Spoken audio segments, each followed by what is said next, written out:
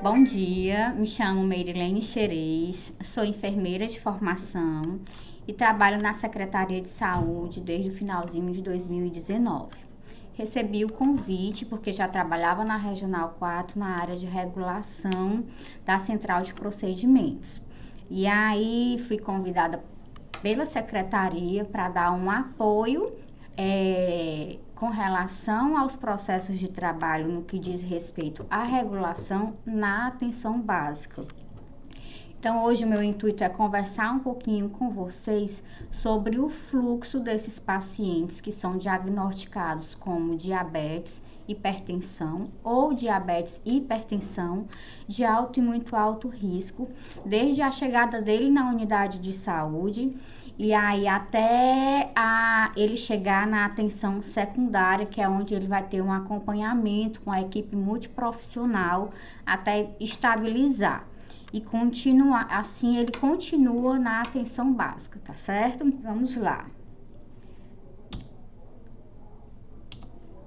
O SEAD, o que seria o SEAD, né? A gente deu essa nomenclatura e ela significa que é o Centro o Centro Especializado de Atenção ao Diabético Hipertenso.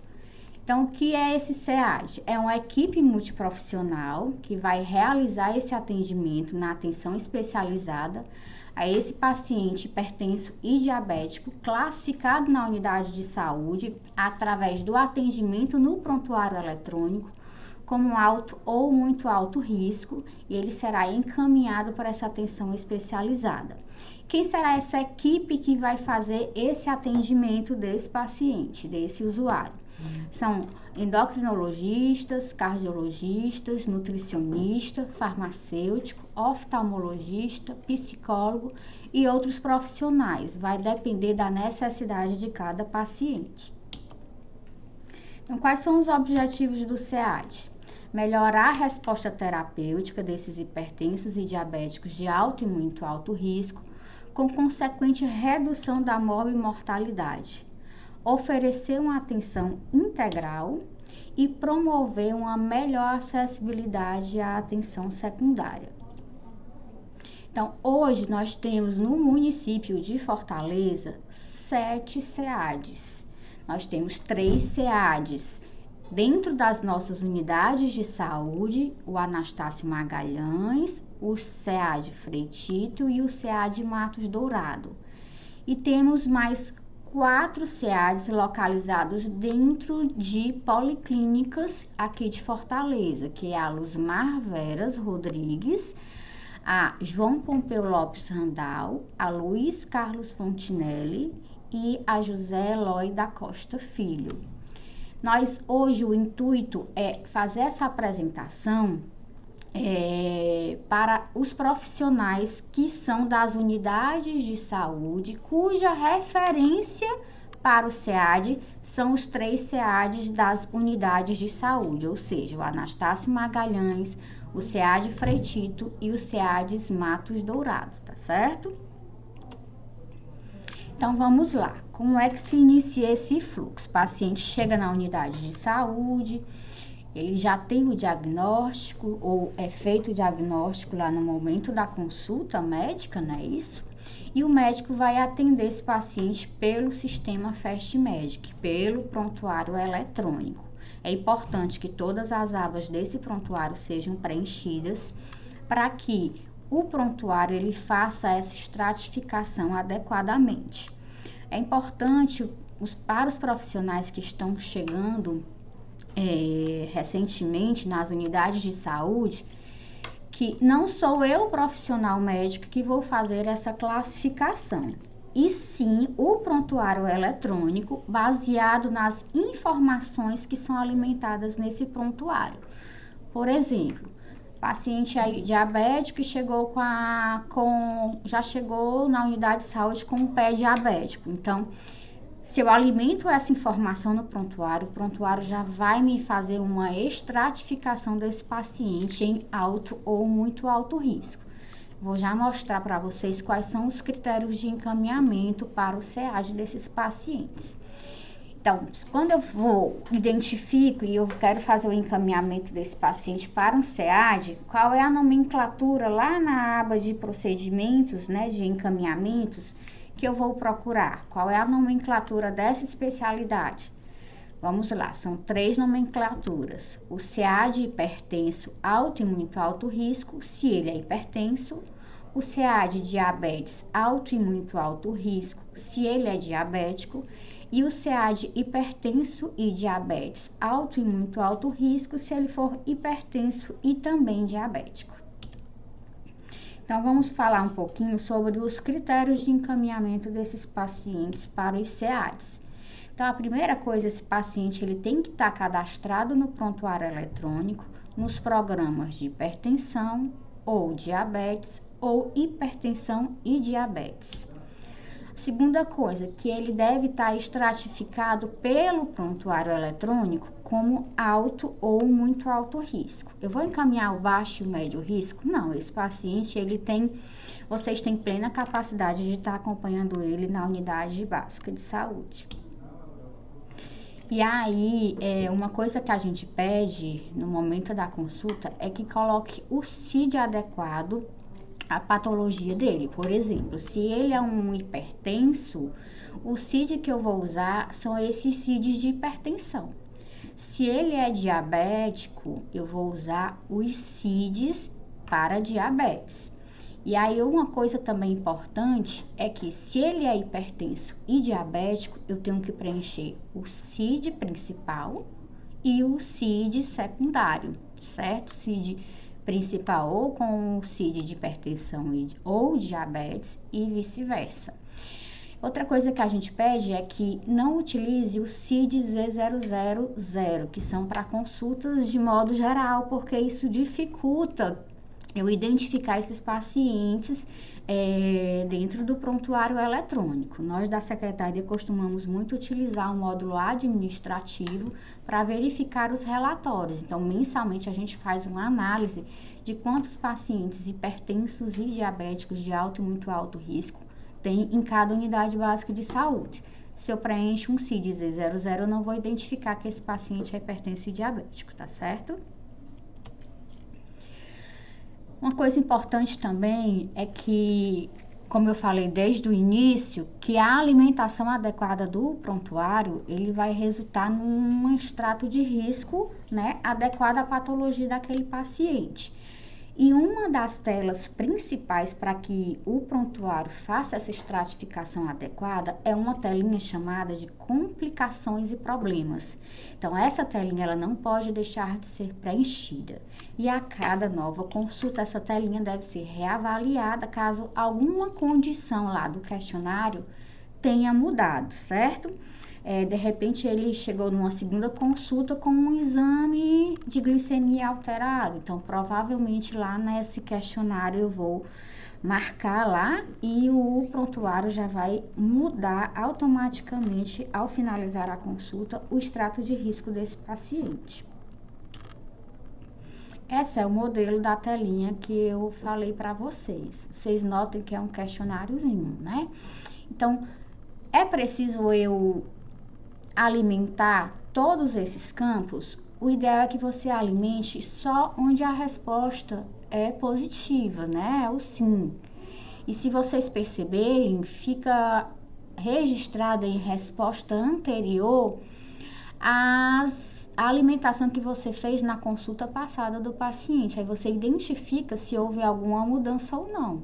Se não tiver mudança, você não precisa preencher, tá certo? Outra tela importante é a tela dos exames. Como eu falei, se chega uma glicemia ou uma hemoglobina glicada alterada, eu vou alimentar essa tela e o prontuário ele vai automaticamente atualizar o extrato de risco desse paciente. Muitas pessoas perguntam, mas os exames estão lá em PDF, eu preciso alimentar essa tela? Precisa, porque o prontuário não identifica lá o PDF, né? O que identifica é justamente essa telinha aí, onde eu vou fazer a alimentação dos exames que encontram-se no PDF lá do paciente, tá certo? Continuando aqui com os critérios de encaminhamento, esse paciente ele deve ter a pressão arterial verificada no mínimo 4 vezes ao ano, já que se eu considero que ele é um alto e muito alto risco, né? A minha avaliação aí profissional, esse paciente tem que passar no mínimo por 2 consultas médicas e 2 consultas de enfermagem durante o ano. Então, isso já me daria as 4 verificações de PA. Isso é um indicador também que o Ministério da Saúde utiliza para enviar recurso para o município. Então, é algo que a gente pode estar investindo na qualidade desse atendimento, mas para que isso aconteça, a gente precisa que esse paciente tenha esses critérios atendidos, tá certo? O CID eu já falei, né? Tem que estar preenchido. O CAP2, os enfermeiros não preenchem CID, mas o CAP2 sim. Então, eles podem estar realmente alimentando o prontuário com essa informação. O cadastro do paciente, ele tem que estar um cadastro completo, ele tem que ter cartão nacional de saúde ou CPF no cadastro dele. Então, esses critérios aí são importantes também para recurso para o município, para a gente estar investindo na qualidade do atendimento. Interessante que nos grupos operativos ou em todos os atendimentos, a PA desses pacientes, elas devem ser verificadas. Caso você identifique algo, por exemplo, é um grupo operativo, é um grupo de hipertensão. Quem verificou foi a técnica de enfermagem. Então, ela já sinaliza para o médico e para a enfermeira que essa PA está alterada e que o registro deve ser feito no prontuário. E que esse paciente, a cada consulta, ele tenha o seu prontuário alimentado para sua atualização no seu extrato de risco. As consultas é importante que elas permaneçam na atenção primária. Quando eu encaminho um paciente para o SEAD, não significa dizer que eu vou dar alta para esse paciente na atenção básica. Muito pelo contrário, eu tenho que acompanhar ele até o momento da alta dele lá do serviço especializado e continuar fazendo esse atendimento, esse acompanhamento na unidade básica. Então, quando eu solicito esses exames que eu vou mostrar, né, os exames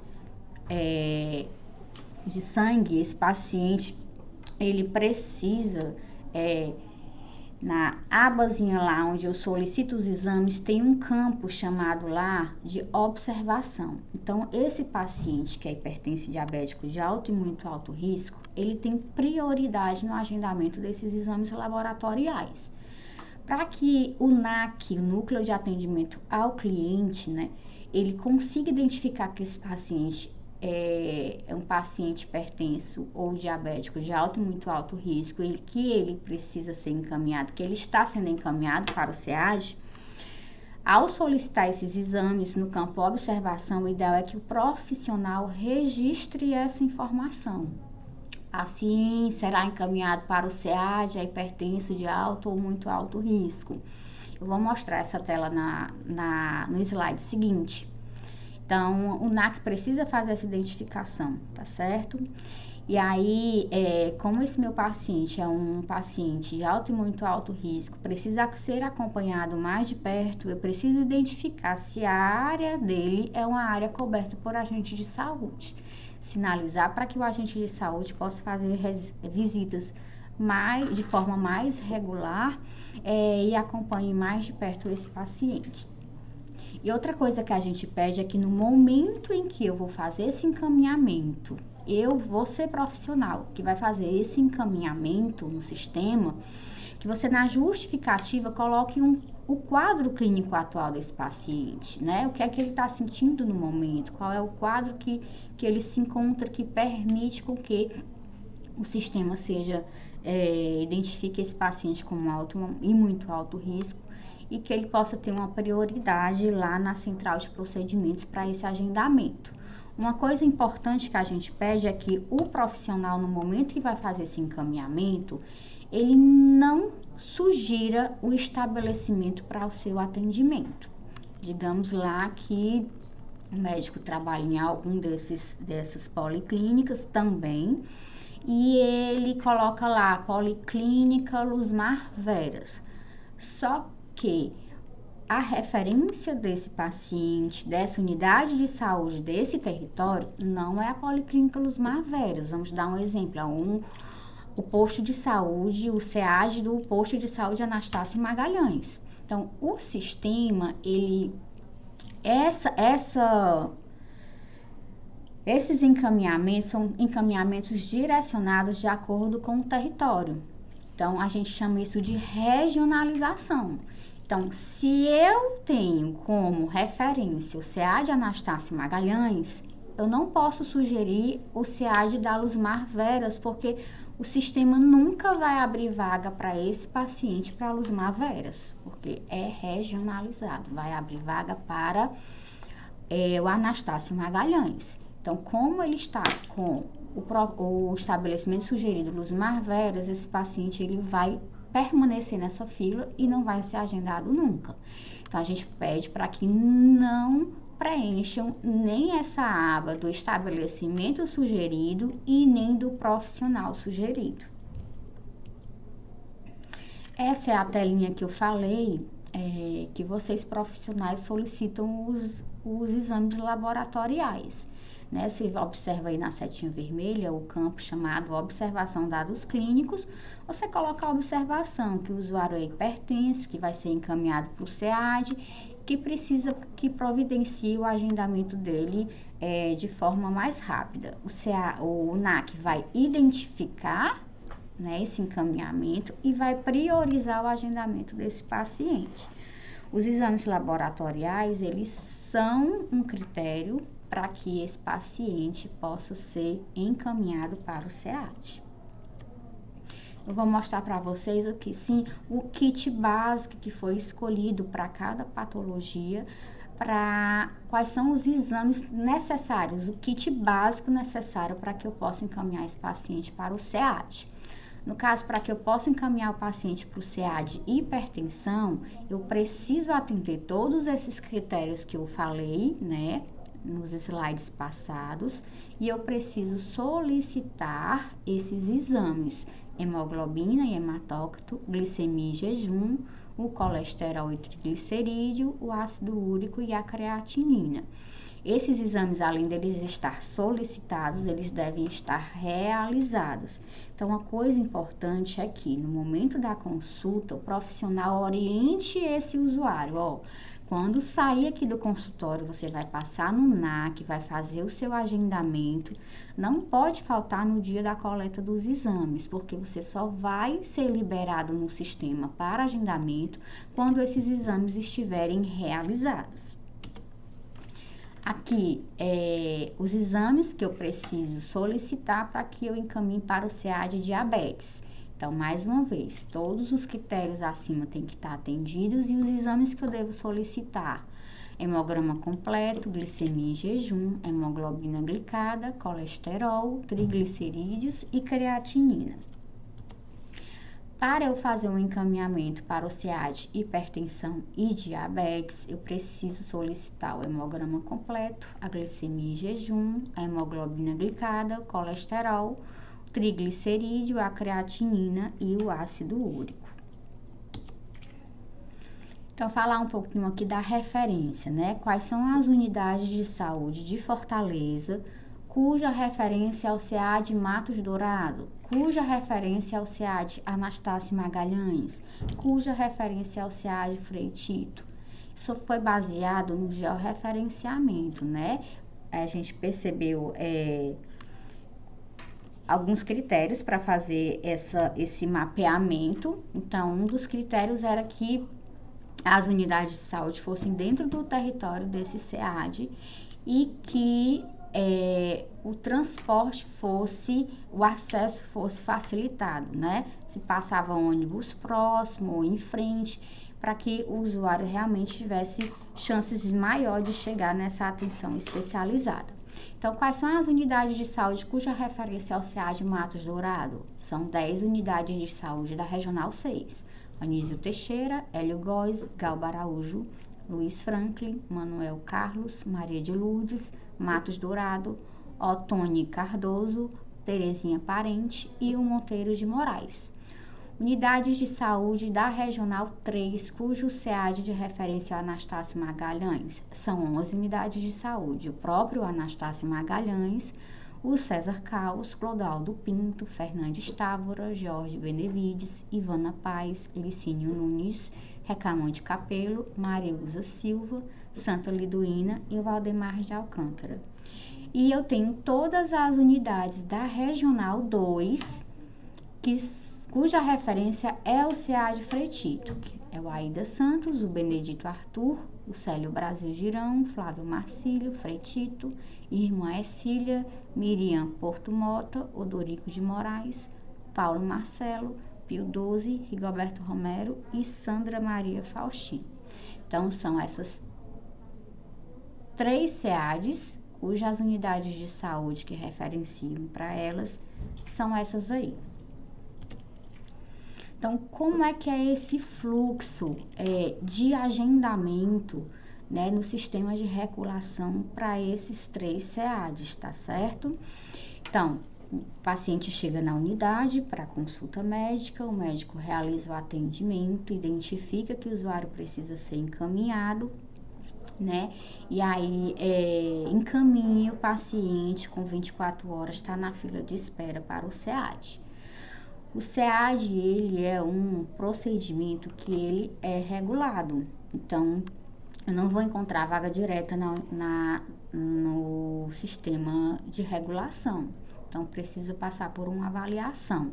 Então, quem faz essa avaliação nas unidades de saúde desses pacientes em fila de espera é o gestor da unidade de saúde. Então, a unidade de saúde, então, ela aí, nesse momento, tem toda a autonomia para fazer com que esse paciente entre e saia rapidamente da fila de espera para ser agendado. Então, o que é que o gestor vai avaliar nessa fila de espera? Se o usuário está estratificado como alto ou muito alto risco e se ele tem os exames realizados. Então, se o médico encaminhar hoje, o ideal é que ele não faça essa regulação hoje, que ele espere uns dias até que esse paciente agende os exames laboratoriais e faça a coleta. Então, uma vez esses critérios atendidos, se ele fez os exames estão coletados no sistema, esse usuário, o gestor faz essa regulação e o usuário é liberado para agendamento. Quando o usuário é liberado para agendamento, o sistema ele vai gerar uma reserva para esse paciente dessa consulta e a unidade de saúde tem que fazer essa confirmação. Ou seja, eu tenho que entrar em contato com esse usuário, dizer que a consulta dele será tal dia, explicar a importância dele não faltar nessa consulta, explicar que nesse dia ele vai passar por vários profissionais, que ele não precisa ir em jejum, mas que ele tenha paciência, que ele vá preparado para permanecer pelo menos umas 2, 3 horas lá para passar por toda essa avaliação. Então, isso é quando está tudo ok. Se o gestor passou 15, 20 dias, o gestor vai fazer essa regulação e o paciente, o usuário, não tem um desses critérios, ou ele está estratificado como baixo e médio risco, ou os exames não foram realizados, então o gestor ele vai fazer essa identificação de qual é o problema, se é o extrato de risco ou se é o exame que não foi realizado, vai solucionar esse problema. Exemplo, se é o extrato de risco, o paciente está classificado como médio risco e o profissional encaminhou. Então, houve algum tipo de falha na alimentação desse prontuário. Então, o gestor tem que entrar em contato com esse profissional e informar dessa situação para que o profissional avalie no prontuário desse paciente o que é que tem, qual é a informação que está inconsistente, né? E aí, quando solucionar esse prontuário, seja alimentado adequadamente, o prontuário faça essa atualização e o extrato de risco passa a ser alto ou muito alto risco, aí ele vai entrar no sistema, vai fazer a regulação, vai liberar para agendamento e novamente o sistema automaticamente vai fazer a reserva da vaga desse paciente naquele específico SEAD de referência e eu tenho que entrar em contato com esse usuário para fazer a confirmação dessa consulta. O usuário tem que vir na unidade de saúde, pegar esse boleto do agendamento e eu tenho que fazer todas essas explicações de como é que funciona o serviço do SEAD lá na atenção especializada para que esse usuário vá preparado, para que ele não saia no meio do atendimento ou porque está com fome, né? Enfim, esse usuário precisa ser bem esclarecido quanto a esse atendimento lá no dia dessa consulta, tá certo? E aí, são esses itens que são os mais importantes, são itens que fazem com que realmente não se autorize esse agendamento enquanto não houver uma adequação nesses critérios. Então, primeiro, o usuário deve estar na fila correta. Muitas vezes o que acontece é que o meu paciente ele é hipertenso e diabético ao mesmo tempo e eu só encaminho ele para o SEAD de hipertensão. Não pode, esse paciente ele tem que ir para o SEAD de hipertensão e diabetes. Então, isso acontece muito. Então, todo cuidado é pouco na hora de fazer esse encaminhamento. Analisar corretamente o diagnóstico desse paciente. Os exames eles devem estar solicitados e coletados nos últimos 3 meses. Então, muitas vezes, o que é que acontece? Pela falta de orientação desse usuário, muitas vezes ele sai do consultório médico com o encaminhamento, mas não passa no NAC para fazer o agendamento dos exames laboratoriais. E aí não se perde esse contato esse controle desse paciente que precisa fazer esses exames. Então, todos da unidade de saúde devem saber sobre esse fluxo, sobre esse atendimento especializado, desde o porteiro da unidade de saúde, o NAC, profissionais que realizam lá o preparo, verificação de PA, peso, altura, antes de entrar na consulta médica. Enfim, o ideal é que todos os profissionais da unidade de saúde conheçam esse fluxo.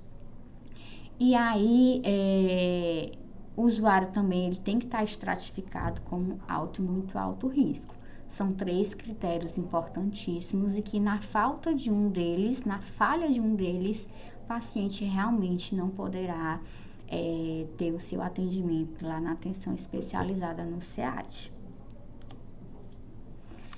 Aqui são alguns e-mails de contato dos SEADs. A gente criou esse e-mail de contato para caso aconteça algo mais específico, como por exemplo, um pé diabético que eu preciso desse atendimento com uma certa urgência, eu posso estar enviando esse e-mail com todos os dados clínicos, com o quadro atual desse paciente, se possível com fotografia desse pé diabético, para que o SEAD específico desse paciente, desse usuário, possa realizar esse atendimento. Ele será visto por uma estomoterapeuta, né? E aí, possivelmente, irá realizar o acompanhamento nesse SEAD. Isso não inviabiliza esse paciente, por exemplo, que tem um pé diabético, ele provavelmente ele é um alto ou muito alto risco e ele precisa ser acompanhado por essa equipe multiprofissional no SEAD. Então, eu tenho que fazer nesse caso aí 2 coisas. Eu tenho que fazer o encaminhamento dele para o acompanhamento no SEAD, que foi toda essa apresentação que eu fiz para vocês, todos esses critérios. E ao mesmo tempo eu tenho que passar esse e-mail de contato para agilizar o atendimento dele ao pé diabético. Lembrando, se eu sou, por exemplo, do Benedito Arthur de Carvalho, Regional 2, eu só posso enviar esse e-mail para o SEAD Frei Tito, que é a minha referência. Não adianta eu encaminhar para o Anastácio Magalhães nem para o Matos Dourado. E esses e-mails, sempre a gente solicita que seja enviado com cópia para a Cibele. A Cibele ela desse projeto especial aqui da secretaria e ela acompanha todos esses casos de perto, tá certo? E aí a gente pensou um pouquinho o que é que a gente precisa fazer, tanto como gestor, como profissional de saúde, tá? O gestor, ele precisa monitorar essas filas de espera diariamente, ver essas reservas para fazer essas confirmações de consultas, verificar esses pacientes que estão como devolvidos, e isso eu falo de um modo geral das especialidades que encontram em fila de espera, verificar os faltosos, por qual motivo meu paciente faltou, será que não teve tempo hábil de eu comunicar dessa consulta para o paciente e eu fiz essa confirmação e não consegui entrar em contato com esse paciente, ou a ACS não conseguiu comunicar, ou foi muito em cima, ou o paciente não tinha, sei lá, dinheiro para passagem do ônibus, e aí uma infinidade de razões para que ele possa faltar. O importante é que eu identifique que ele faltou e que eu realize um novo encaminhamento para esse paciente ser atendido nesse CEAD e acompanhado lá, tá certo? Divulgar o serviço aos profissionais da unidade de saúde, bem como os critérios de encaminhamento, estabelecer fluxos dentro das unidades de saúde, monitorar a realização dos exames dos usuários, tá certo? E que a equipe como um todo precisa ter ciência, né? O que é que a gente pode estar melhorando? Registrar as informações adequadamente no prontuário para que ele identifique e faça essa estratificação de risco adequada. Fazer busca ativa da população que ainda não está diagnosticada, a gente olha os números e identifica que ainda falta muito paciente ser diagnosticado mesmo. Encaminhar para o CEAD os usuários já estratificados como alto e muito alto risco. O gestor da unidade tem acesso a esse relatório, ele pode puxar todos os pacientes que estão dentro do programa de hipertensão e diabetes e que estão classificados como alto e muito alto risco. Todos esses pacientes de alto e muito alto risco precisam ser acompanhados no CEAD. Monitorar a realização dos exames desses usuários e não sugerir o estabelecimento para consulta, como a gente já havia conversado. Outra coisa importante, deixa eu ver se é o próximo slide, é divulgar o aplicativo Mais Saúde Fortaleza. Quando o usuário abaixa esse aplicativo, ele tem a opção de estar fazendo a confirmação dessas consultas sem precisar ir na unidade de saúde. Então, para que ele consiga fazer isso, o cadastro desse paciente tem que estar atualizado com o CPF. Só faz o link com o prontuário eletrônico quando o cadastro desse paciente está atualizado com o CPF. E uma coisa importante para o profissional médico, ele está verificando a caixinha lá dele de devolvidos pelo regulador, na telinha principal lá, na filinha de atendimento dele, se ele tem pacientes que estão devolvidos pela central de regulação. Identifica o que é, né? E responde lá o que o médico regulador está solicitando. Às vezes ele quer ver uma foto do pé diabético, quer ver um exame laboratorial. Às vezes até vocês relatam lá no histórico no momento da consulta, mas lá naquela telinha dos exames não é alimentado. Então, fica a desejar um pouquinho para que o médico regulador consiga identificar que esse paciente precisa de uma forma mais rápida desse atendimento, seja para qual especialidade for. E aí você responde a pendência, salva o paciente, sai da sua caixa de devolvidos para o regulador. Importante que essa caixa sempre fique zerada. E outra coisa importante é que o gestor da unidade, ele tem acesso à listagem desses pacientes que estão devolvidos. Por atualização do prontuário, mudança de endereço desses pacientes, eles acabam migrando de uma unidade de saúde para outra. E aquela outra unidade de saúde, né, esse paciente não vai ficar devolvido na caixa de entrada lá do médico da unidade de saúde. Mas o gestor consegue identificar quem são esses pacientes e podem estar passando essa listagem desses usuários para vocês, tá certo? E é isso, qualquer dúvida a gente está aqui na secretaria, pode entrar em contato com o gestor da unidade, o gestor da unidade entra em contato com a gente. Quero agradecer aqui, espero que tenha sido proveitoso, que vocês tenham conseguido identificar aí o fluxo desse paciente desde que ele chegue na unidade de saúde até chegar lá na atenção especializada que ele tanto necessita. Bom dia.